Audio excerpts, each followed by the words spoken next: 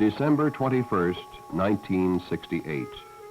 The shortest day of the year, but in significance, perhaps one of the longest in the flow of history. This is Apollo Saturn launch control. We are still go at this time. T-minus 15, 14, 13, 12, 11, 10, 9. We have ignition sequence start. The engines are on. 4, 3, 2, 1, 0. We have commit. We have liftoff. Liftoff at 7:51 a.m. Eastern Standard Time. We have cleared the top. Tower clear, 13 seconds. The United States was undertaking the most distant voyage ever attempted by man. For the first time, 3 Americans rode the Saturn V moon rocket. Following Houston, you are go for staging, over.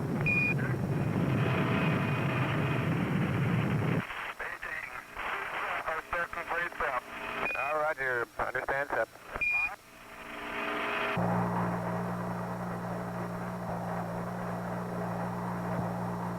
Apollo 8. We hear you loud and clear, Apollo 8. Okay, the first stage was very smooth, and this one is smoother.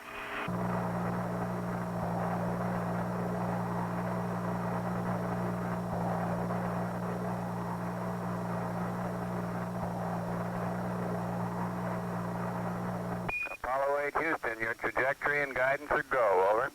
Thank you, Michael. Yeah, you're looking real good, Frank. Frank Borman, Jim Lovell, and Bill Anders were about to leave their cradle Earth and face the infinite frontier. Apollo 8 Houston. Go ahead, Houston. Apollo 8, you are go for TLI, over. Roger, understand. We're go for TLI.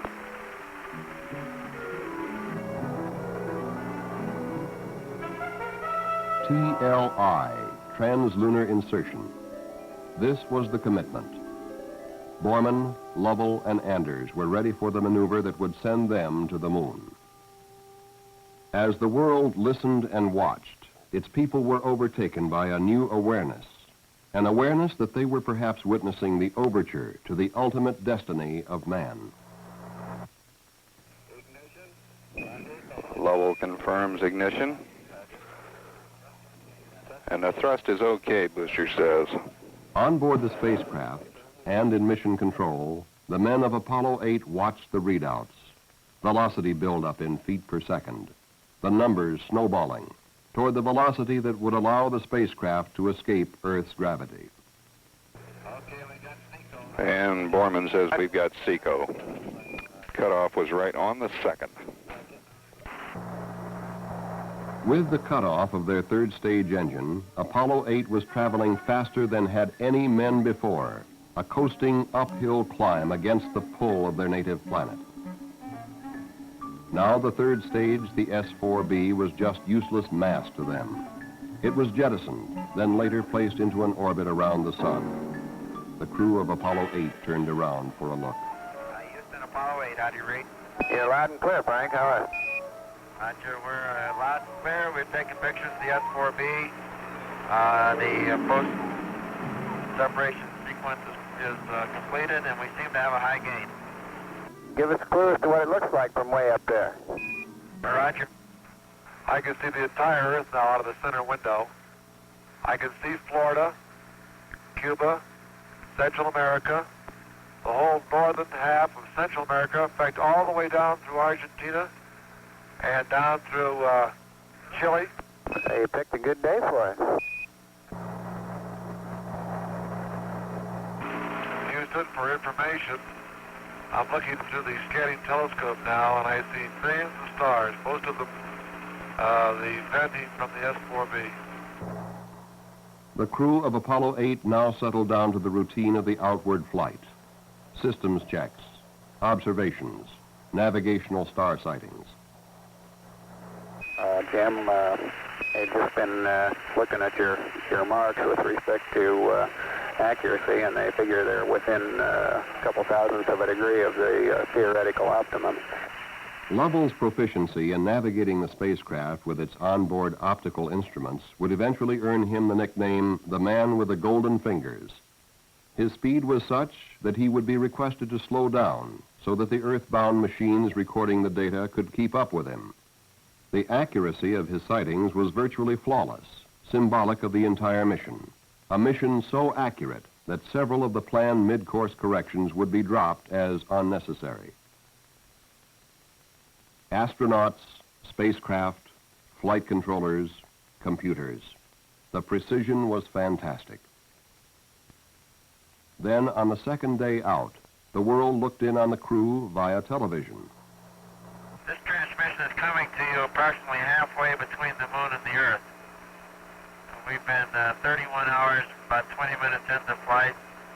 We have about less than 40 hours left to go to the moon. So Apollo 8 glided on silently, farther from Earth than man had ever before been. A microscopic dot of life in the cosmic void.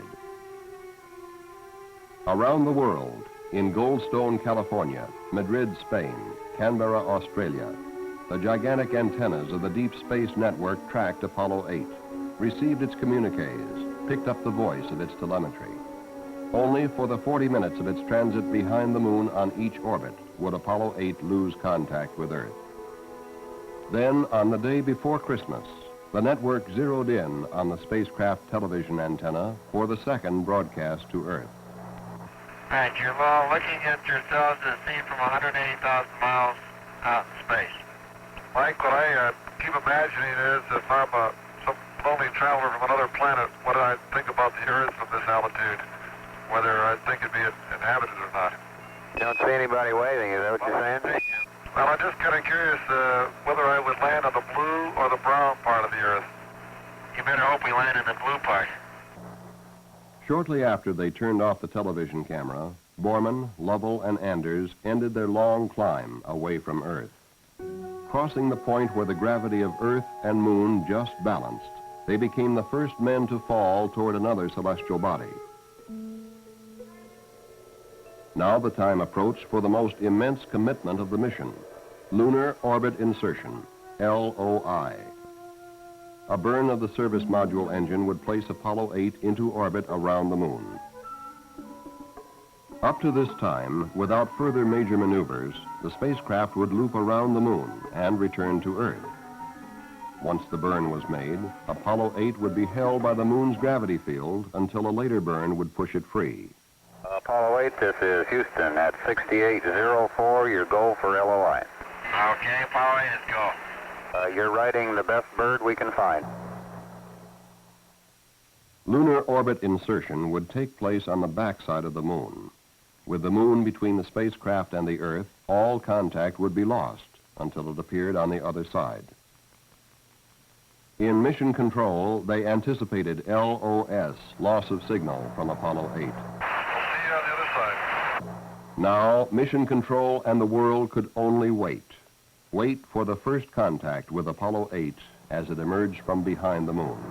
We've got it.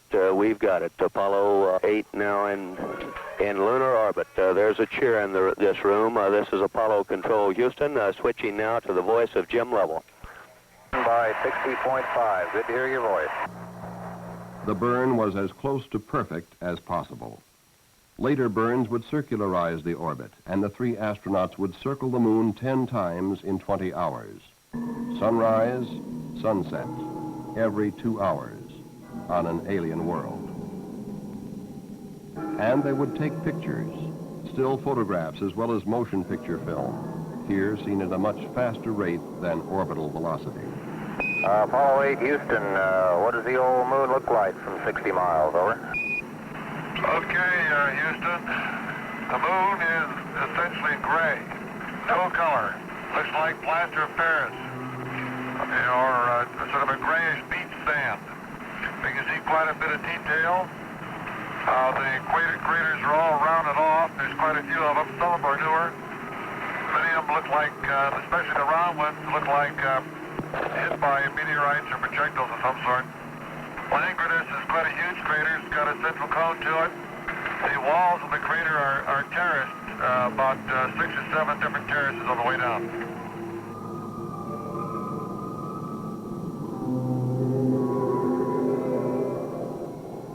The world saw and heard the first live telecast of the lunar surface. Say, Bill, how would you describe the color of the moon from here? The color of the moon looks a very whitish gray, like dirty beach sand, and with lots of footprints in it. Don't these new craters look like pickaxes striking concrete, leaving a lot of fine haze dust?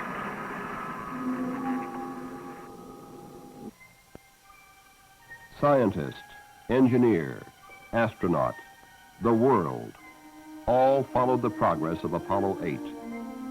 For this was preparation, an advanced scout marking the way for those who would follow, those who would orbit, those who would land, navigate, track, observe, record, describe. There's no trouble picking out features that we learned on the map. Certainly looks like we're picking the more interesting parts of the moon to land in. The backside looks like a sand pile my kids have been playing in for a long time. It's all beat up, no definition, just a lot of bumps and holes.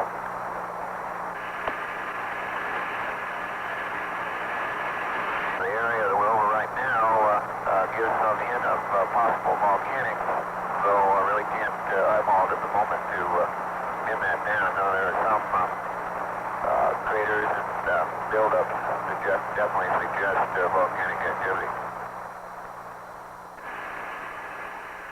Then a Christmas Eve message the world could not forget. Welcome from the moon, Houston. Thank you. The moon is a different thing to each one of us. I know my own impression is that it's a vast, lonely, forbidding type existence or expanse of nothing. It looks rather like clouds and clouds of pumice stone. Beyond technology, beyond science, Apollo 8 was bringing to the world a new awareness, an expansion of mind and spirit that must forever alter the perspective of humanity, physically and philosophically. And from the crew of Apollo 8, we close with good night, good luck, a Merry Christmas, and God bless all of you on the good earth. There was little time for the crew of Apollo 8 to reflect. The next job was to make sure that the spacecraft was ready for the most critical maneuver of the mission, the firing of the service module engine for TEI, trans-Earth insertion, and the trip home. There was no go, no-go decision on this one. It had to go. All systems are go, Apollo 8. Thank you. For the final time, Apollo 8 passed behind the moon, out of contact with Earth, for this most critical of all the burns. On the ground, men waited. Apollo 8, Houston. Apollo 8, Houston. Apollo 8, Houston. Apollo 8, Houston. Apollo 8, over. Hello, Apollo 8. Loud and clear. Roger.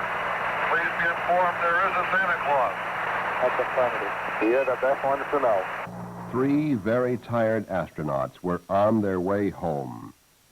And with them rode an army of engineers, scientists, technicians, programmers, flight controllers, all those whose dedicated efforts were Apollo 8.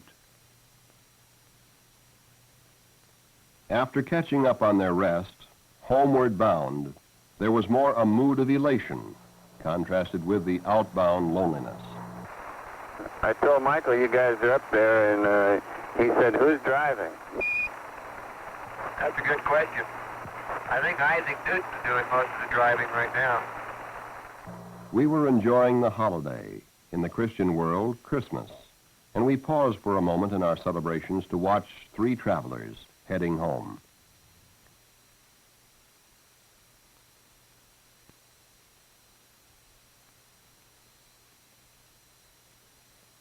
As many of us sat down to our Christmas meal, Borman, Lovell, and Anders were enjoying theirs. It appears that we did a grave injustice to the food people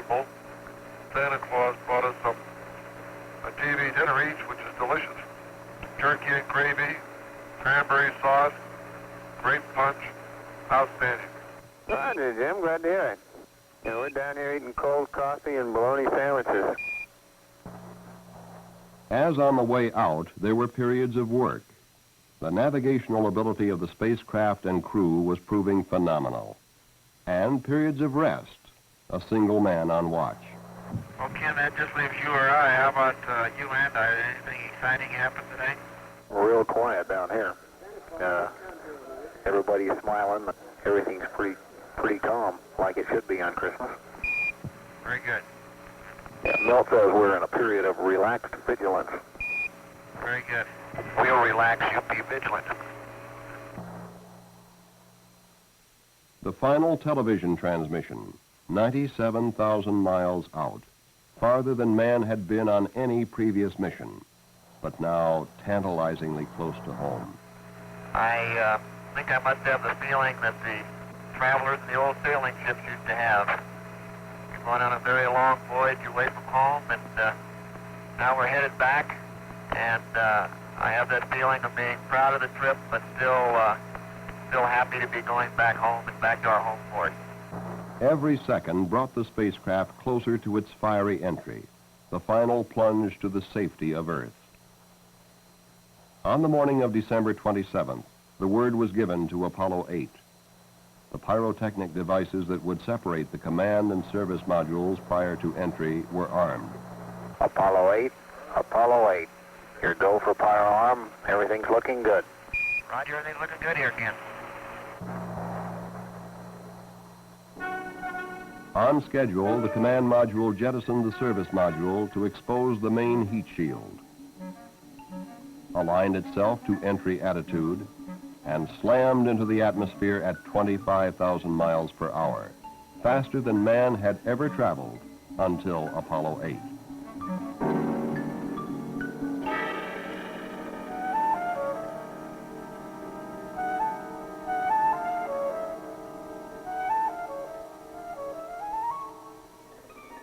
A tracking aircraft took these films of the entry, the spacecraft seen as an incandescent fireball. With the temperature on the heat shield reaching 5,000 degrees, the communications were blacked out. The men in mission control waited once more.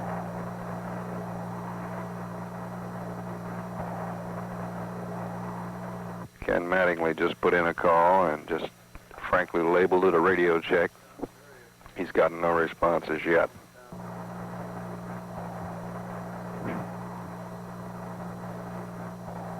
Ken Mattingly puts in another call.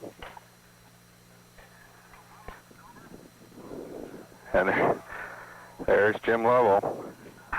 We're in real good shape, Houston. Real fine. The landing was right on target.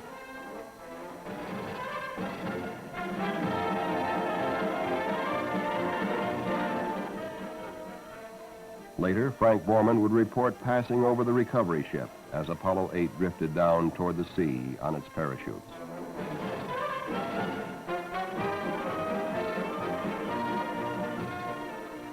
As Borman, Lovell, and Anders stepped onto the carrier deck, a huge and patriotic celebration broke loose in Mission Control. A celebration echoed by the hundreds of thousands of men and women who were Apollo 8. Again, it's Apollo Control here. I'm not sure how well our voice is getting out. There is a tremendous roar, an undercurrent of roar in the background. And I have never seen the degree of this emotional outpouring in any previous mission, including Alan Shepard's. I've seen rallies in locker rooms after championship games. I've seen happy politicians after elections, but none of them do justice to the spirit pervading this room. But the triumph of Apollo 8 was beyond the bounds of nationalism. It was a fruition of the ages of humanity.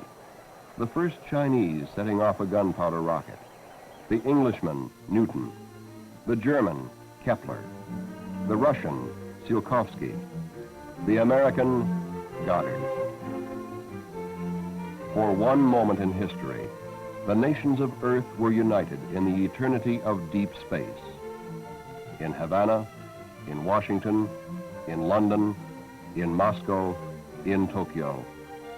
All of mankind joined 3 Americans, orbiting 60 miles above a stark, lifeless world. In the beginning, God created the heaven and the earth. And the earth was without form and void, and darkness was upon the face of the deep. And the Spirit of God moved upon the face of the waters. And God said, "Let there be light." And there was light. And God saw the light, that it was good. And God divided the light from the darkness. The vast loneliness up here on the moon is awe-inspiring, and it makes you realize just what you have back there on Earth. The Earth from here is a grand oasis in the big vastness of space. Give us, O God, the vision which can see thy love in the world in spite of human failure. Give us the faith to trust the goodness in spite of our ignorance and weakness. Give us the knowledge that we may continue to pray with understanding hearts. And show us what each one of us can do to set forward the coming of the day of universal peace. Amen.